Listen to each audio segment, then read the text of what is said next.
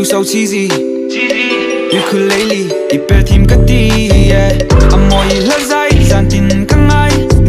It's 3 AM already, come to nail and text. Lose weight or gain weight, ingai ven on me, angin no matter what. You're pretty in my eyes, sing dan dan, can you try come over, babe? We gon' Netflix and chill, I'm a cool sweet come for ya, and we gon' stay up all night. Nang tin ni kumzo, you the one I pray for. Nang inong ka name na, tao lai ka shot na, madly falling for ya.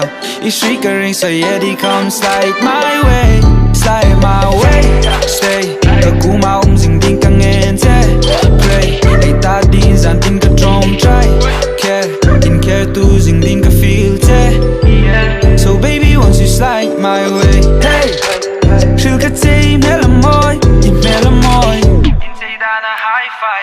Hey, mi nekin ni pin kung amoy, ibak sam le itang si amoy ngay kalong ngay. Sinte ang to kakabay say katong patse, sinto ko suk din rengoy si ka fizul. Hey.